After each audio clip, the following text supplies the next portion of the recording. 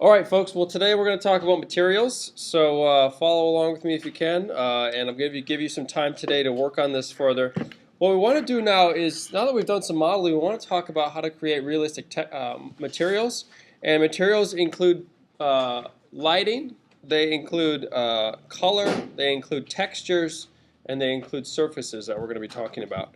So just to start out with some basics, once we have an object, I just created this cube. We can create a material for that object, and to do so, if you go down to the materials palette, you can just go click on File and load in a new material. Okay, and what that's going to do is just give you a generic sort of material to start out with. And if we go over to the Attributes Manager, you can see that there's several tabs that we can follow along through there. What I like to do though is I like to double click on this material in the Materials Manager, and you'll get a nice big new window that opens up with all of these different materials qualities. Now, if you see on the left side, all of these different qualities can be applied to a single material. All right. So if the first one is pretty obvious, color, we can easily click on a color, and you can select whatever color. You can move ahead in the spectrum here. You can choose whatever color that you like, and you hit OK, and then we get that color to appear. We can also control the brightness. So if we go down to 50%, you'll see that it definitely darkens the color of the tone. And this in color is also where we can load in other types of materials. So you can actually use JPEGs, you can use Photoshop files, you can use TIFFs, you can use QuickTime videos, you can do all sorts of other types of files that you can bring to that. So for example, if we were to load in a color here, we can just click on the right tab. Hello, there we go. And I'm going to show you this quickly. I'm just navigating through applications, and if you go down to the Maxim folder and Cinema4D, and then down here where it says TEX textures, if you click on that, there'll be a bunch of basic JPEGs in here that you can use, and these are really pretty generic, but there's different ones that you can choose from, wood grain and different types of grass and some things like that. These are just pretty simple textures, but you can also just take snaps, grab images online, use your own photographs, any sort of JPEG image you can use for this file. All right, so you can scroll through. There's a whole bunch of these that you can choose from, and so for example, if we were to just take like this wood grain right here and open that, now this would become the color of our material. Now the other thing that's kind of interesting here is that once we have a JPEG in and we have a color that's selected, we can also mix those two modes together. Okay, so just like in Photoshop, if you have a layer on top of a layer, you can change the opacity of one of the layers and have some of that underlying layer come through. And this is selected through the mix strength. So if we do 50% mix strength, you see what happens to the little icon right here. It turns kind of that wood image into 50% blue. All right, so we go from that solid image, and we can mix it with color as well. So very easily you can take a JPEG image and you can colorize it and make it more unique in and of itself. Now once we have our material, let's just make this slightly bluer. Once we have our material, we can just simply take this material and drag it over to the Objects Manager and drop it right on top of the cube, and then you'll see that material is effective on top of that object that you've created. So when we render this out, you can see the view. Now notice what happens with this cube. This is important about using materials. It's taken a snapshot of that texture. Now the image of the texture was a perfect square, and of course we're working with a cube. And you see that it's applied that texture on each one of those sides. All right? So it's the same sort of sampling that happens from one side to the next. The left side is the same as the right side. It's just repeated on all of those sides. So now that's what's called tiling. All right? So we have one tile per side right now. Okay? But we could change that. So notice once I have the material selected, all right, now I have the cube selected, but if I click on the material in the Objects Manager, I get a new palette that comes up in the Attributes Manager. Now here, you can change the amount of tiles. So let's say, for example, we make this 2 tiles instead of 1. Just click 2 and 2, hit return. Now you see what happens? That surface has become smaller. All right, so it's repeated that same surface texture a second time, and it doubles the amount. It changes the scale of it, and it repeats it across that surface. Now this in particular JPEG that I've used is called a seamless JPEG. So what someone has done is they've made that image so that the left side fits directly with the right side, the top side fits directly with the bottom side, so that when it wraps across an image, we don't see the borders in between. Okay, so notice how you don't see that. If we were to double it up again, let's just make it 3 and 3, hit return, you see it gets smaller and smaller. So we're getting more sides across the surface of that image, zooming across. All right, so you can, at any time, you can change those preferences in the Attributes Manager. Now you can also, let's say you're using an image that isn't seamless, it repeats in a funny way. You can also click, when it says tile the image, you can also click seamless, and it will attempt to reorder that image so it lines up better. It sort of takes it and makes it into a matrix that fits on the surface a little bit better. And that won't be too apparent with this image, but you see how it's starting to like flip and rotate the image here. See how it's done that? And it tries to sort of match it up a little bit clear. So that view compared to this view, see a little bit different sort of surface quality. So you can play around with any of those attributes to change the composition of your object.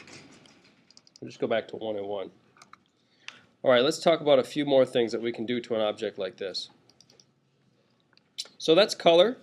Another thing we'll talk about today is transparency. So when we click on this, this allows the object to become slightly transparent. Now right now it's 100% transparent, so we're not going to see it. So we want to reduce that a little bit. Let's make it 50%. And now we can see that the object, if we render it out, becomes 50% transparent. So you can control the transparency level of an object and how it's rendered across the scene. Now this also is helpful. Once we start using other materials like transparency or reflection, some of those things, what I like to do is just simply drop in a floor so we can see it a little bit better. So if you go to Objects, Scene, you can just drop in a generic floor, and it's always going to be oriented at 0, so I'm just going to open up the other viewport here, and I'm just going to drop it down a little bit more, right about there at the bottom.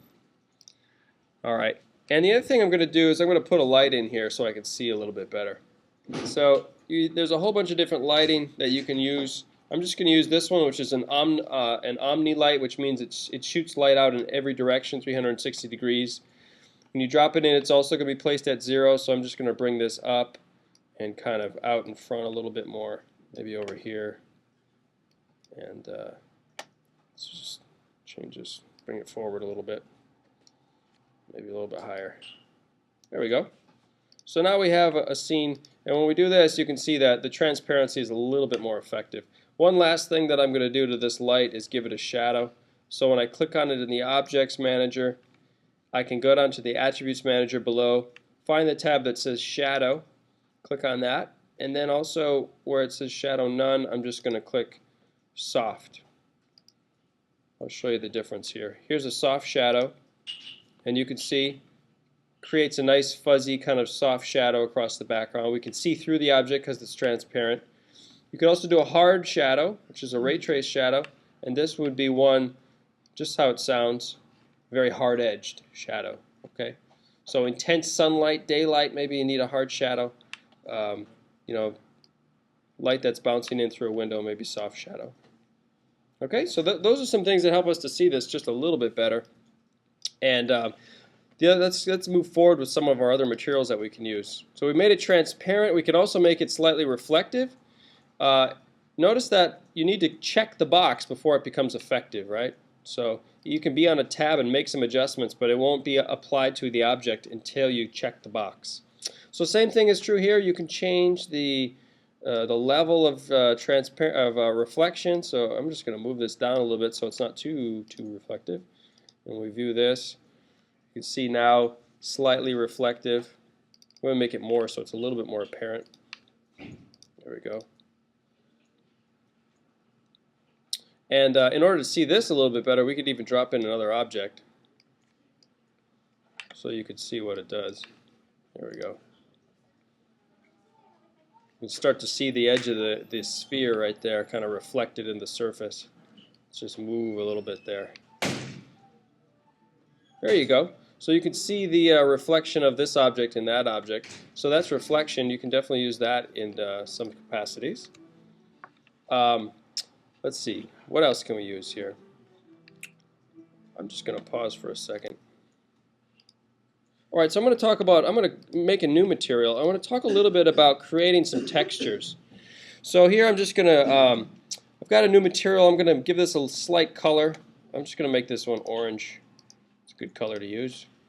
And we've talked about reflection, transparency. I want to talk a little bit about bump. Now, this is an important channel to utilize.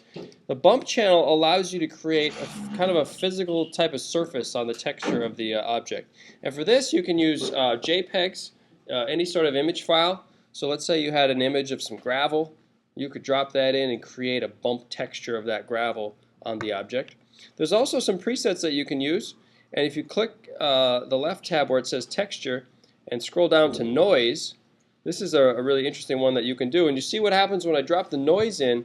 The noise is just simply an image, a sampled image of some bumps and dots, essentially. And when that's applied to the object, it creates that nice sort of bumpy surface, almost like an orange or something like that. So when we take this and apply it to the sphere and then render this out, notice how I don't see the bump channel in the editor. Okay, you're only really going to see the color, maybe some of the transparency, definitely not the reflection. But when we render this out, you'll be able to see that bump channel. Okay, so see now this object looks like it's definitely bumpy on the surface, right? The light and the reflection are affected by that surface as well.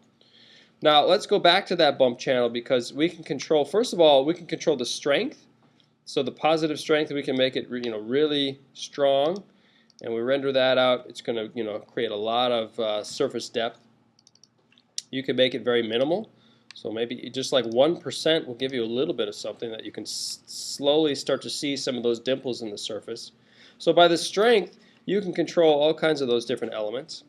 We can also click, if you click on the individual icon there, you get a whole nother sets of presets that you can utilize. All right.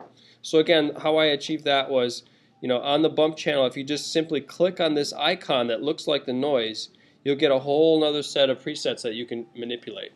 So you can manipulate, first of all, the channel, which is kind of interesting. Right now, the noise is the generic sort of noise channel.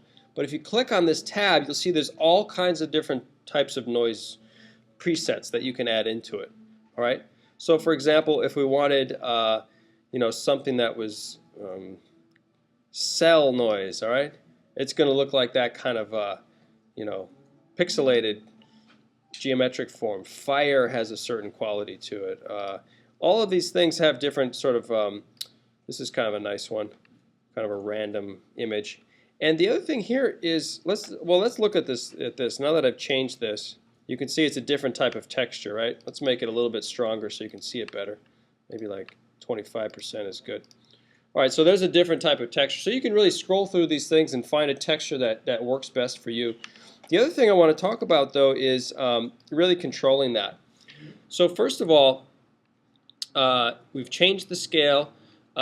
Let's talk about the global scale. This is an important one. Global scale has to do with the size of the texture, how many times it repeats on the surface. So right now it's at 100%. If you were to make this, let's say 300%, notice that we get a zoomed in view of that texture, and it's going to change how we see it across the surface. All right? So now we're sort of zooming in, we're getting wider spaces in between each one of those bumps.